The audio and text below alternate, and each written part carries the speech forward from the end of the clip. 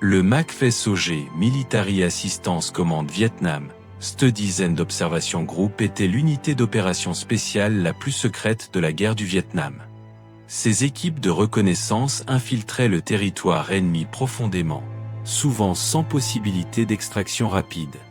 Dans ces conditions extrêmes, le choix des armes n'était pas une question de doctrine. C'était une question de survie pure. Chaque opérateur choisissait ce qui le garderait en vie, peu importe l'origine de l'arme, peu importe son histoire. XM-177. Le XM-177 était l'arme emblématique des équipes de reconnaissance SOG, opérant en profondeur. Sa crosse rétractable et son canon raccourci permettaient une manœuvrabilité absolue dans les sous-bois denses du Laos et du Cambodge. Capable d'être dégainé en une fraction de seconde lors d'extraction héliportée d'urgence, il offrait une cadence de tir suffisante pour rompre tout contact ennemi. Sa légèreté permettait aux opérateurs de le manier avec une main tout en progressant à travers la végétation. M16A1. Arme réglementaire devenue outil personnalisé entre les mains du SOG. Les opérateurs collaient 2 chargeurs d'ossado avec du ruban adhésif pour doubler leur vitesse de rechargement lors des accrochages.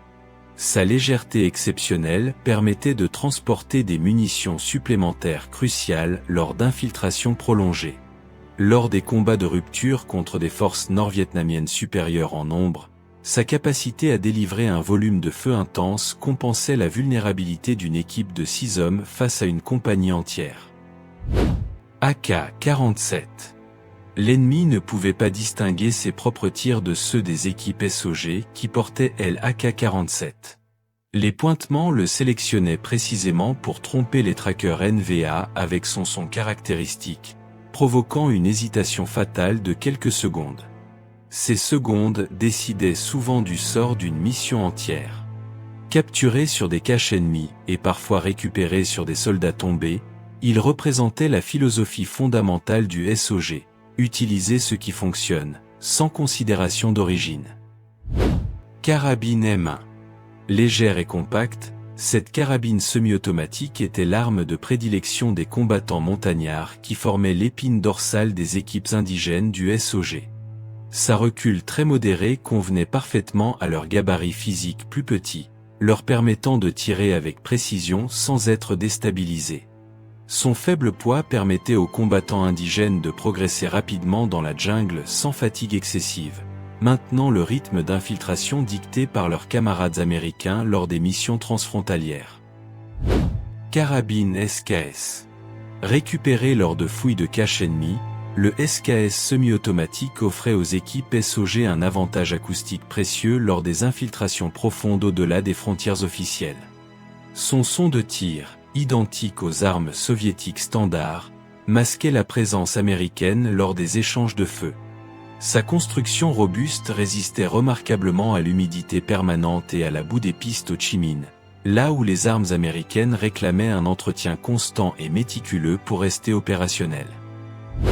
M14.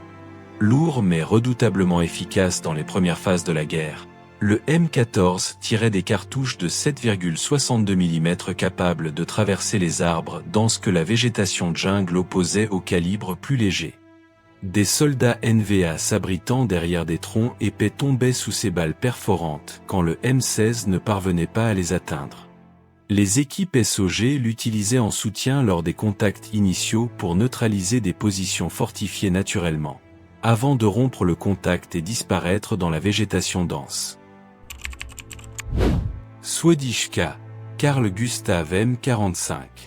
Arme stérile fournie directement par la CIA, le Swedish-K ne portait aucune marque américaine identifiable. Cette caractéristique cruciale permettait une dénégation plausible lors d'opérations clandestines officiellement inexistantes. Sa construction en acier embouté fonctionnait parfaitement, même après immersion complète dans les rivières et rizières boueuses du Vietnam. Il était systématiquement sélectionné pour les missions amphibies et les opérations psychologiques sensibles où toute traçabilité américaine aurait constitué un incident diplomatique majeur. Sterling L-34A1. Le Sterling L34A1 possédait un suppresseur intégral qui réduisait sa signature sonore à un simple claquement mécanique. Lors des missions d'enlèvement de prisonniers à haute valeur, neutraliser silencieusement une sentinelle sans alerter le reste du camp déterminait le succès ou l'échec total de l'opération. Ce pistolet mitrailleur britannique, récupéré via des canaux d'approvisionnement discrets, permettait aux équipes SOG d'éliminer des gardes isolés à moins de 10 mètres sans déclencher l'alerte générale du dispositif ennemi. Uzi. Compact, fiable et capable de délivrer instantanément un volume de feu intense, l'Uzi était la solution parfaite pour la défense rapprochée en espace confiné. Les opérateurs qui conduisaient des véhicules lors des rares déplacements routiers, ou se chargeaient de communications radio-volumineuses, le portaient comme arme de secours principale. Quand l'arme principale s'enrayait durant un contact ennemi soudain, l'Uzi pouvait être dégainé et mis en action en moins d'une seconde, couvrant une extraction d'urgence. M3 Gris Gun, suppressé. Lent en cadence de tir, mais d'une discrétion mortelle, le M3 suppressé en calibre .45 ACP produisait un son si atténué qu'il se confondait avec les bruits naturels de la jungle. Sa balle lourde de calibre .45 offrait une puissance d'arrêt immédiate et définitive sur cible humaine, sans surpénétration. Durant les opérations nocturnes clandestines à proximité des villages, éliminer un garde sans déclencher l'éveil du camp représentait exactement ce que cette arme délivrait avec une fiabilité absolue. Sten MK.IS. Rescapé des arsenaux de la Seconde Guerre mondiale, le Sten suppressé représentait l'arme stérile par excellence. Aucun marquage américain, aucune traçabilité moderne, uniquement une arme britannique vieille de 20 ans permettant une dénégation totale. Lors des missions les plus sensibles politiquement, laisser derrière soi des douilles de fabrication américaine aurait compromis l'ensemble de l'opération et créé un incident international. Le Sten résolvait ce problème avec une efficacité silencieuse et une discrétion diplomatiquement irremplaçable. Matson M50. Fourni par la CIA aux forces indigènes combattant aux côtés du SOG, ce pistolet mitrailleur danois se repliait sur lui-même jusqu'à former un paquet étonnamment compact. Les combattants indigènes chargés de la défense discrète des villages alliés le dissimulaient sous leurs vêtements civils lors de déplacements quotidiens. Malgré ses dimensions miniaturisées en position repliée, il délivrait une puissance de feu suffisante pour repousser des incursions NVA légères, donnant au village une capacité défensive invisible aux yeux des sympathisants ennemis infiltrés. MP40. Récupéré dans les dépôts d'armement français abandonnés après Dien Bien Phu, ce pistolet mitrailleur allemand de la Seconde Guerre mondiale fut intégré dans les unités mercenaires indigènes du SOG. Sa cadence de tir modérée le rendait particulièrement contrôlable en rafales courtes, essentiel pour des combattants moins entraînés opérant dans la jungle dense. Sa fiabilité mécanique éprouvée dans les pires conditions européennes résistait remarquablement à l'humidité vietnamienne, démontrant qu'une conception robuste transcende les générations et les théâtres d'opération. MAT-49. Le MAT-49 français était naturellement présent au Vietnam, héritage direct de la guerre d'Indochine. Certains exemplaires furent modifiés pour tirer des munitions soviétiques de 7,62 mm capturées, éliminant les problèmes de ravitaillement en territoire ennemi. Son chargeur repliable sous le châssis supprimait tout risque d'accrochage dans la végétation dense lors des progressions silencieuses. Pour les pointements ouvrant la marche dans les tunnels de bambou les plus étroits, cette compacité pouvait littéralement représenter la différence entre vivre et mourir. 1 gramme Mac 10. Surnommé le balai de couloir, le Mac 10 vidait son chargeur de 30 cartouches en moins de 2 secondes de tir continu. Lors des contacts à courte distance en terrain confiné, sentiers de jungle, tunnels, huttes visées précisément devenaient secondaires face à la nécessité de saturer instantanément l'espace ennemi de projectiles. Cette saturation créait un couloir de métal suffisant pour permettre à une équipe de rompre un contact surprise et décrocher avant que l'ennemi puisse organiser une réponse coordonnée. RPD, version raccourcie. Les armuriers du MACV-SOG modifiaient le RPD soviétique pour réduire sa longueur et son poids, permettant à un seul opérateur de le manœuvrer en solo sous la canopée dense. Lors des extractions hautes, quand les équipes refluaient vers les zones de récupération sous pression ennemie constante, le tireur RPD couvrait la retraite en arrosant les pistes d'un feu de ceinture continu et impitoyable. Sa capacité à délivrer un feu soutenu transformait une retraite désespérée en mouvement tactique contrôlé. M60.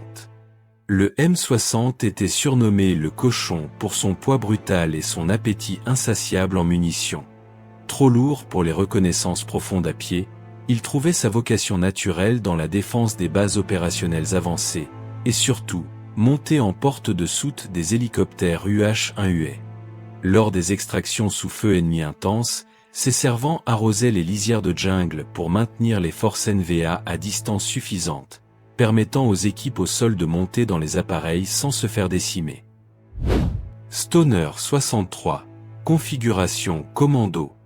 Le Stoner 63 en configuration mitrailleuse légère représentait la combinaison idéale entre puissance de feu soutenue et mobilité opérationnelle. Suffisamment léger pour être épaulé et tiré en mouvement, il emportait une ceinture de munitions offrant une capacité de suppression dépassant largement celle de tout fusil d'assaut.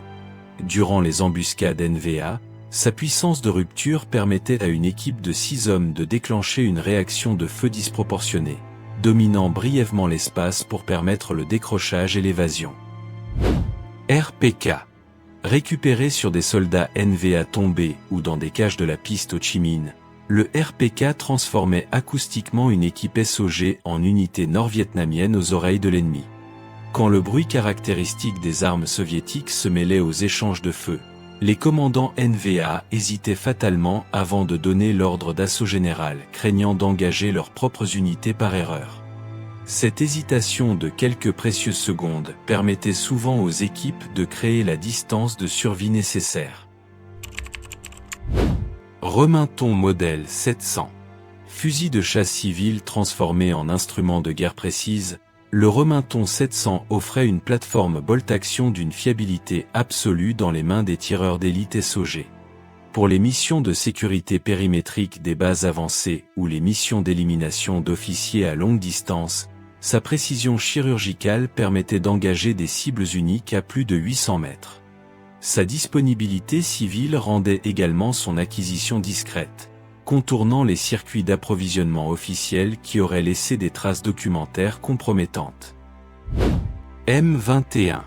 Version précisée du M14, le M21 comblait le vide critique entre sniper pur et fusil de combat. En jungle dense, les lignes de visée changeaient en une fraction de seconde. Un tireur bolt-action avait le temps d'un seul tir avant que la cible disparaisse. La capacité semi-automatique du M21 permettait d'engager plusieurs cibles en mouvement rapide dans des fenêtres de tir fugace, combinant la précision d'un fusil de sniper avec la réactivité d'une arme de combat pour les engagements de jungle imprévisibles. Winchester modèle 70. Surnommé le fusil du riflement dans les cercles militaires américains, le Winchester 70 était apprécié pour son mécanisme bolt-action d'une régularité absolue. Dans l'humidité corrosive du Vietnam, où les métaux se dégradaient à une vitesse alarmante, sa réputation de fiabilité en toutes conditions climatiques était déterminante. Les tireurs SOG qui l'utilisaient rapportaient que son action restait parfaitement fluide malgré des semaines d'exposition à la pluie tropicale permanente, garantissant le tir unique et fatal au moment critique. M40. Standard du corps des Marines américains, le M40 à canon lourd était un outil de précision létale dédié exclusivement à l'élimination à longue distance. Les opérateurs SOG qui l'employaient devaient consacrer quotidiennement du temps à son entretien minutieux, car la crosse en bois gonflait inévitablement sous l'effet de la pluie tropicale incessante, altérant son ajustement et donc sa précision. Malgré cette contrainte logistique constante, sa réputation de précision extrême justifiait pleinement l'investissement en maintenance qu'il réclamait impérativement. Browning E-Power. Favori non officiel des opérateurs SOG, Le Browning E-Power transportait 13 cartouches de 9 mm dans son chargeur, presque le double de la capacité du Colt 1911 réglementaire. Quand l'arme principale tombait en panne en plein contact ennemi ou manquait de munitions, ces 13 balles supplémentaires représentaient une seconde chance de survie concrète. Sa sécurité manuelle permettait de le porter chambre chargé en sécurité totale, prêt à être dégainé et mis en action instantanément sans délai de préparation supplémentaire. Mark 22 Mode 0 Hush-Puppy. Conçu spécifiquement pour les opérations d'infiltration silencieuse, le Mark 22 intégrait un mécanisme de blocage de culasse supprimant le bruit de rechargement mécanique. Son suppresseur réduisait le tir à un simple claquement sourd. L'arme permettait de neutraliser instantanément les chiens de garde et les oies sentinelles utilisés par les installations NVA précisément parce qu'elles entendaient l'approche humaine avant tout dispositif électronique, sans déclencher la moindre alerte. Une seule alerte canine pouvait compromettre des semaines de préparation opérationnelle.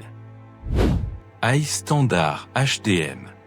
Héritage direct de l'OSS de la Seconde Guerre mondiale, le High Standard HDM était présent dans l'arsenal SOG pour une mission et une seule, l'élimination silencieuse à courte distance d'officiers ennemis lors des opérations de capture ou de neutralisation. Son suppresseur intégral permanent réduisait sa signature sonore à un niveau inaudible à moins de 5 mètres. Pour les missions de pénétration nocturne des installations commandement NVA, la capacité d'éliminer silencieusement un officier de garde sans déclencher l'alerte générale était absolument décisive. Welro. Ressemblant davantage à une pompe à vélo qu'à une arme militaire, le Welro britannique était bolt-action à chargeur intégré dans la poignée. Son niveau sonore au tir était le plus faible jamais mesuré sur une arme portable, pratiquement inaudible à 10 mètres. Utilisé pour l'élimination intime et psychologiquement intense de cibles à haute valeur stratégique, il exigeait une approche à moins de 2 mètres de la cible, testant les limites mentales de ses utilisateurs d'une manière que nulle autre arme du SOG ne requérait. MBA Gyrojet.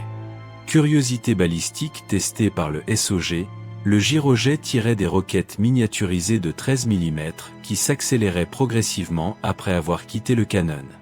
Théoriquement silencieux au départ, l'idée était séduisante pour les engagements jungle rapprochés. En pratique, les projectiles manquaient de vitesse initiale critique à courte distance et se révélaient peu précis dans les conditions réelles de combat. Les équipes SOG l'abandonnèrent rapidement, le considérant comme une curiosité technologique prometteuse mais fondamentalement peu fiable pour des opérations où la vie dépend de chaque tir. Baby Browning. Dernier recours absolu pour un opérateur capturé, ce pistolet de la taille d'une paume se dissimulait dans une botte ou une poche de pantalon, invisible lors de fouilles superficielles. Ces 2 cartouches de calibre .25 ACP n'avaient aucune prétention tactique, elles offraient uniquement à un prisonnier une chance désespérée et unique d'échapper à l'exécution sommaire ou à la torture. Porteur, cette arme représentait une décision personnelle profondément philosophique sur la façon dont un opérateur SOG choisissait de terminer sa mission. Ithaca 37. Équipé du tristement célèbre Duckbill Spreader, un diffuseur en forme de bec de canard, l'Ithaca 37 projetait un rideau horizontal de chevrotine couvrant toute la largeur d'un sentier de jungle en une seule pression de détente. Sa capacité de slamfire permettait de tirer en maintenant la détente enfoncée et en actionnant rapidement la pompe, délivrant plusieurs cartouches en moins d'une seconde. Pour les pointements qui déclenchaient des embuscades à bout portant, cette capacité de saturation instantanée de l'espace était potentiellement décisive. Remington 870. Robuste, fiable et brutalement efficace à courte distance, le Remington 870 trouvait son emploi principal dans la défense des périmètres de camp et la protection des points d'approche étroits. Sa charge de chevrotine délivrait une énergie cinétique suffisante pour projeter physiquement en arrière un assaillant à moins de 10 mètres, avantage crucial dans les clairières confinées et les tunnels où la réaction rapide primait sur la précision. Sa simplicité mécanique absolue garantissait son fonctionnement, même après des semaines de négligence totale dans les conditions les plus hostiles. M79. Les opérateurs SOG sciaient le canon et la crosse du M79 jusqu'à obtenir un pistolet de poche encombrant mais capable de tirer des grenades de 40 mm. Ce Blue-P modifié donnait à chaque combattant une artillerie personnelle miniature pour briser les formations ennemies lors des retraites sous pression. Lancer une grenade de 40 mm au milieu d'un groupe de poursuivants créait une désorganisation momentanée suffisante pour gagner les quelques secondes nécessaires au décrochage et à la disparition dans la végétation dense. China Lake Grenade Launcher. Arme expérimentale portée exclusivement par les SEAL intégrés aux opérations SOG. Le China Lake à pompe permettait à un grenadier de lancer 3 grenades explosives en succession rapide. Face à des bunkers fortifiés ou des positions défensives retranchées, cette capacité de saturation explosive concentrée en moins de 5 secondes submergeait les défenseurs avant qu'ils puissent réagir efficacement. Son poids considérable limitait son usage aux missions spécifiques requérant une puissance de feu explosive immédiate, mais sa capacité tactique était sans équivalent disponible. XM148. Prédécesseur expérimental du M203 moderne, l'XM148 s'attachait sous le canon du M16 pour donner immédiatement au fantassin une capacité explosive sans changer d'arme. Malgré une fragilité mécanique qui frustrait régulièrement ses utilisateurs en conditions opérationnelles réelles, il représentait une révolution conceptuelle fondamentale. Pour la première fois, chaque combattant pouvait alterner instantanément entre tirs de fusil et tirs de grenade dans le même engagement, sans délai de transition, transformant chaque opérateur en combattant multicapacité. M72 Low. Léger, jetable et réduit à la taille d'un tube de poche une fois replié, le M72 était porté par chaque membre d'une équipe SOG lors des missions d'interdiction. Une roquette suffisait à détruire un camion de ravitaillement NVA, ou à ouvrir un bunker renforcé. Quand une équipe déclenchait une embuscade sur un convoi logistique ennemi, 6 M72 tirés simultanément depuis des positions différentes créaient une destruction instantanée et spectaculaire avant que les défenseurs survivants puissent seulement comprendre ce qui venait de se passer. RPG-7. Capturé en quantité significative lors de combats ou récupéré dans les dépôts ennemis, le RPG-7 soviétique fut retourné contre ses fabricants avec une ironie tactique parfaite. Sa roquette anti-char de 85 mm pulvérisait les camions de ravitaillement de la piste Ho Chi Minh, détruisait les positions fortifiées légères, et plus subtilement, infligeait un choc psychologique profond aux soldats NVA qui voyaient leur arme emblématique utilisée contre eux par un ennemi qu'ils ne parvenaient pas à distinguer de leurs propres combattants. Grenade F1, format golf. De la taille d'une balle de golf, ces mini-grenades à fragmentation permettaient à chaque opérateur d'en transporter 2 douzaines supplémentaires sans surcharge significative. Lors des retraites sous pression ennemie intense, les équipes SOG jetaient ces grenades en continu sur les pistes derrière elles, créant un rideau de fragmentation perpétuelle. Cette technique de wall of shrapnel ralentissait les poursuivants de manière décisive, forçant chaque section NVA à progresser avec précaution plutôt qu'à courir en formation serrée, offrant ainsi les secondes vitales nécessaires. Claymore M18A1. Élément central de tout dispositif défensif nocturne SOG, la Claymore projetait 700 billes d'acier dans un arc de 60 degrés couvrant entièrement un axe d'approche. Connectés en série par des fils électriques lors des bivouacs romains auvergnats, plusieurs Claymores enchaînées créaient une embuscade mécanique automatique capable de neutraliser instantanément une section entière de trackers ennemis. Un seul opérateur éveillé, connecté au détonateur, pouvait transformer une nuit de sommeil précaire en dispositif défensif létal. Mine M14 antipersonnel. Minuscule mine plastique quasi indétectable par les détecteurs métalliques, la M14 était déployée sur les pistes arrière pour blesser et non nécessairement tuer les poursuivants NVA. Une blessure au pied immobilisait le blessé et forçait 2 à 3 de ses camarades à le transporter, éliminant ainsi entre 3 et 4 combattants du groupe de poursuite. Cet effet de multiplication des morales combiné au ralentissement tactique de la colonne ennemie donnait aux équipes SOG une avance supplémentaire cruciale durant les évasions nocturnes longues. Mine bondissante M16 Bouncing Betty.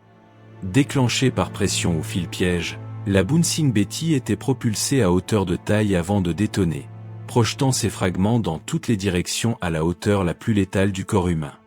Pour couvrir une zone d'extraction héliportée contre une approche ennemie rapide, quelques mines M16 stratégiquement placées créaient une zone de déni d'accès efficace.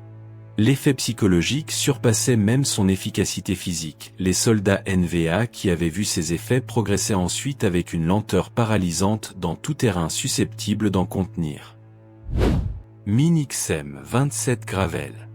Larguées par milliers depuis des aéronefs spécialisés, ces mines camouflées de la taille d'un bouton détonnaient sous la pression d'un pied humain avec une explosion assez faible pour alerter sans nécessairement tuer.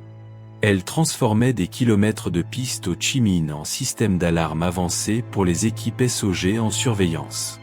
Quand les capteurs acoustiques cachés détectaient la série de petites détonations progressant dans une direction précise, les contrôleurs aériens pouvaient vecteur des avions d'attaque vers le convoi ennemi avec une précision de localisation redoutable. Phosphore blanc WP Willipet. Brûlant à plus de 2700 degrés Celsius et impossible à éteindre par les moyens conventionnels, le phosphore blanc créait un écran de fumée instantané d'une densité impénétrable visuellement. Pour une équipe SOG accrochée en terrain découvert, lancer 2 grenades WP de chaque côté créait un couloir de fumée suffisant pour se désengager et disparaître avant que la fumée ne se dissipe. L'effet psychologique sur les forces NVA exposées à ces projections incandescentes était dévastateur, transformant la plus déterminée des unités poursuivantes en groupe cherchant instinctivement à fuir. Grenade thermite M14 TH3. Brûlant à plus de 2000 degrés Celsius et fusionnant littéralement les métaux en quelques secondes, la grenade thermite était l'outil de sabotage silencieux parfait. Placée dans la culasse d'une pièce d'artillerie ennemie, elle la rendait définitivement inutilisable sans nécessité d'explosion sonore alertant les gardes. Lors des raids sur les dépôts ennemis, une équipe SOG équipée de grenades thermites pouvait neutraliser en silence une batterie entière d'artillerie ou détruire du matériel de communication classifié, empêchant toute récupération ou exploitation ennemie des équipements. C4. Stable au choc et à la chaleur, détonnant uniquement sous l'impulsion d'un détonateur électrique, le C4 était la clé universelle de tout saboteur SOG. Suffisamment malléable pour être modelé autour de n'importe quelle structure, culasse de canon, pylône de pont, axe de camion, il permettait des destructions précises et configurables. En jungle dense sans zone d'atterrissage disponible, 30 secondes et 2 kg de C4 contre la base d'un arbre créaient une clairière d'extraction suffisante pour un hélicoptère UH-1, transformant un obstacle naturel en solution logistique immédiate. Munitions projectiles d'Est sont piégées. Chef-d'œuvre de guerre psychologique, ces cartouches des AK-47 et obus de mortier modifiés explosaient dans le mécanisme de l'arme au moment du tir, blessant ou tuant leur utilisateur. Infiltrées dans les caches d'armement NVA par des agents SOG, elles semaient une méfiance destructrice envers les munitions chinoises fournies aux Nord-Vietnamiens. Quand un soldat NVA craignait que son propre armement puisse l'abattre, son efficacité au combat s'effondrait psychologiquement. Cette campagne coûtait moins qu'une opération militaire conventionnelle pour des effets démoralisants durables et profonds. Mine limpet magnétique. Portées par les nageurs de combat SOG infiltrés dans le port de Haiphong, ces charges magnétiques adhéraient silencieusement à la coque des navires de ravitaillement nord-vietnamiens sous la ligne de flottaison. Des fusibles à retardement chimique permettaient aux nageurs de s'éloigner à plusieurs kilomètres avant la détonation, ne laissant aucun indice de la présence américaine. Chaque navire coulé représentait des tonnes de matériel de guerre soviétique ou chinois ne parvenant jamais aux unités NVA au sud, un retour sur investissement opérationnel extraordinairement élevé pour 2 nageurs et quelques charges explosives. Time Pencil, détonateur chimique temporisé. Fonctionnant sur le principe d'une ampoule d'acide rongeant progressivement un fil de déclenchement, les Time Pencil permettaient de programmer une explosion des heures après le placement de la charge. Les saboteurs SOG pouvaient ainsi poser leur charge, quitter la zone, franchir la frontière et être à plusieurs dizaines de kilomètres de distance au moment de la détonation. La variabilité des délais disponibles de 30 minutes à 24 heures permettait de synchroniser plusieurs explosions simultanées sur des infrastructures différentes, maximisant la confusion ennemie. Dispositif de mise à feu M142 multi-usage. Interface entre l'explosif et le déclencheur, le M142 permettait de configurer une charge pour exploser par pression, par traction sur un fil piège ou par relâchement de tension. Cette polyvalence transformait n'importe quel objet du quotidien en détonateur potentiel, une porte, un corps, une caisse de munitions. Les équipes SOG pouvaient ainsi transformer la jungle entière en zone de mines actives, personnalisée selon la tactique d'approche ennemie anticipée, rendant chaque progression NVA dans la zone une navigation mortellement incertaine à travers un espace potentiellement piégé. Dispositif Nightingale. Ne tirant pas une seule balle mais trompant des compagnies entières, le Nightingale simulait acoustiquement l'intégralité d'un combat de grande intensité via des pétards pyrotechniques programmés. Activé à distance, il guidait les commandants NVA vers un point de contact fictif pendant que la vraie équipe SOG s'extrayait silencieusement dans la direction opposée. La réussite de cette déception tactique reposait sur la compréhension précise de la psychologie de l'officier NVA, sa tendance à manœuvrer vers le bruit du combat transformé en vulnérabilité exploitée systématiquement. Couteau de combat SOG. Conçu spécifiquement par Ben Baker pour les opérateurs du MACF SOG, ce couteau en acier SK5 noirci anti-reflet résistait à la corrosion permanente de la jungle tropicale. Son tranchant restait utilisable après des semaines sans affûtage en conditions de terrain. Outil de survie pour couper la végétation, sonde pour détecter les mines, arme silencieuse de dernier recours, ce couteau symbolisait le statut d'élite de son porteur dans la communauté fermée des opérateurs SOG, reconnaissable immédiatement par quiconque en faisait partie. SOG Bolo. Lame courbe à point de gravité avancée générant un effet de couperet à chaque swing. Le bolo permettait de trancher des tiges de bambou épaisses en silence absolu. Créer un couloir dans la végétation dense sans bruit de machette, qui portait à plusieurs centaines de mètres dans le silence de la jungle nocturne, exigeait cet outil précis. Lors des atterrissages d'urgence en zone sans dégagement, quelques minutes de travail au bolo créaient une zone d'extraction suffisante, transformant une situation désespérée en extraction viable. Couteau Randall Med. Forgés à la main sur commande par les artisans Randall de Orlando, ces couteaux d'acquisition privée représentaient l'investissement personnel d'un chef d'équipe SOG dans sa propre survie. Leur acier forgé à la main maintenait un tranchant rasoir après des mois de service intensif dans les pires conditions climatiques imaginables. La confiance totale dans son équipement personnel est un facteur psychologique décisif pour un opérateur isolé en territoire ennemi profond, et ce couteau représentait exactement cette confiance absolue et irremplaçable. Gerbet Mark II. Double tranchant, poignée antidérapante en langue de chat, le Gerbet Mark II était conçu exclusivement pour le combat au corps à corps. Sa symétrie de lame permettait des frappes directes et des revers avec une efficacité identique, essentielle dans les mouvements instinctifs du combat nocturne rapproché. Pour les missions de neutralisation silencieuse de sentinelles en infiltration nocturne, ce poignard était l'arme finale quand toute munition était épuisée, ou quand le silence absolu était la condition non négociable de la survie de l'équipe entière.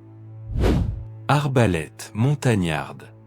Silencieuse de façon absolue, un avantage qu'aucune arme à feu suppressé ne pouvait véritablement égaler, l'arbalète des scouts indigènes montagnards frappait à des distances suffisantes pour neutraliser une sentinelle sans se rapprocher dangereusement. La découverte d'un camarade tué par une flèche créait une terreur psychologique particulière parmi les soldats NVA, l'invisibilité totale de l'attaquant, le silence absolu de la mort approchant que les armes à feu, même les mieux suppressées, ne pouvait pas reproduire avec cette perfection primitive. Semelle pieds nus. Semelle en caoutchouc sculptée, imitant exactement l'empreinte d'un pied humain nu, portée sur les bottes des opérateurs SOG en mission. Les trackers NVA, parmi les meilleurs pisteurs de la guerre du Vietnam, lisaient les pistes au sol comme un livre ouvert. Une empreinte de pieds nus là où des soldats armés venaient de passer transformait un groupe d'opérateurs fortement armés en paysans en déplacement innocent, accordant de précieuses minutes supplémentaires avant que les trackers comprennent qu'ils suivaient une équipe de combat américaine. Capteurs acoustiques Bird Call. Camouflés en branches, rochers ou débris naturels, ces capteurs acoustiques miniaturisés surveillaient en temps réel les axes de mouvement de la piste Ho Chi Minh. Transmettant par radio à des avions relais en orbite permanente, ils permettaient de localiser et de vecteurs des frappes aériennes sur des convois ennemis invisibles sous la canopée dense. Des équipes SOG au sol vérifiaient leur fonctionnement et remplaçaient les unités défectueuses lors de missions d'insertion clandestine, maintenant un réseau de surveillance persistant profondément ancré dans le territoire ennemi. Voilà ce qu'était le MAC-SOG. Non pas une armée, une idée. L'idée qu'une poignée d'hommes, armés intelligemment, formés parfaitement, et prêts à tout, pouvaient opérer là où aucune armée conventionnelle n'osait pénétrer. Chaque arme de cette liste raconte la même histoire, adapter, improviser, survivre. Du couteau forgé à la main au capteur électronique camouflé en branche morte, du RPG soviétique retourné contre ses concepteurs à la semelle de caoutchouc qui trompait les meilleurs trackers du monde, ces hommes n'avaient pas de règles. Ils avaient des missions. Et la plupart d'entre elles n'ont jamais existé officiellement. Quelle arme du MAC-SOG vous semble la plus ingénieuse et pourquoi? Écrivez votre réponse en commentaire, on lit tout.